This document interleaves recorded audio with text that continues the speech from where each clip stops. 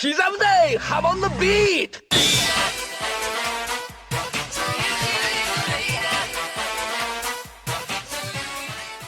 Welcome back to another JoJo chapter review.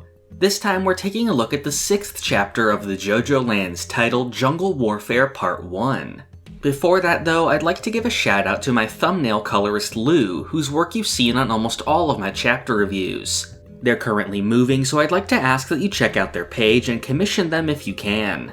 For the time being, the commissions are discounted by 25%, so it's a pretty good deal, and I think the results speak for themselves. I'll have a link in the description to their Twitter, so I ask that you please check it out.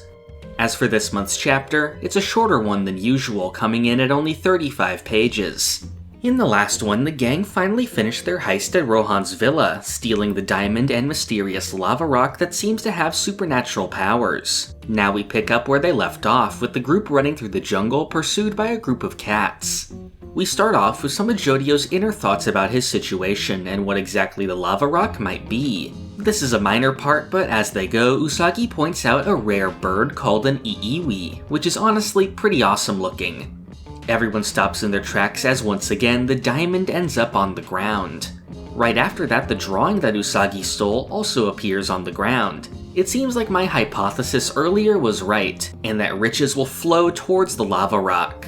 They decide to test it by having Jodio pick up the diamond, but he gets snagged in a trap and suspended in the air. This is yet another attack by the cats and their string ability. Dragona tries to free Jodio, but gets impaled by string which sews her and Paco together. They realize that Usagi has taken the rock, diamond, and drawing to the car and started it up. Jodio tells the others to get directly under where he's hanging and uses November Rain in a perimeter around them, slicing off all the strings surrounding them. The chapter ends with Jodio still suspended from the tree, with 3 cats watching them from a distance. This was a really good chapter despite its length. I'd consider this a good old-fashioned action-based chapter. I think the way the abilities were used here was uniquely JoJo, having 2 specific powers match up and be used in ways you wouldn't really expect. It's something I find really satisfying about JoJo when the characters are smart and use their powers in very intuitive ways.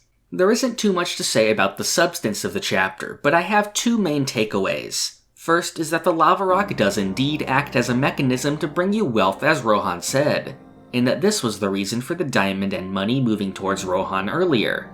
And second is that Usagi is definitely suspicious now that he's run off with the goods. Of course, Usagi was already naturally suspicious for having joined the group last minute, but I'm not ruling out the possibility of this being a misdirect and Usagi actually using the car to save everyone later on. Of course, since this is a mostly action-based chapter, I can't make too many future predictions, but I'm really looking forward to seeing how this fight pans out next month.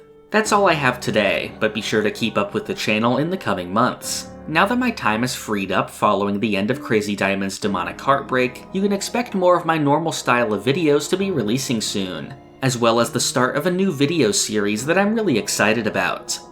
If you want to be updated on new videos, you can join the Hamon Beat Discord using the link in the description.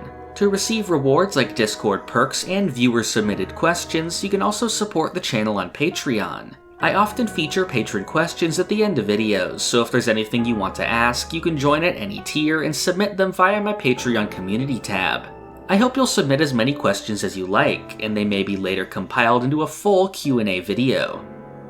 Thank you for watching. This is the part of the video where I thank my $5 and up patrons.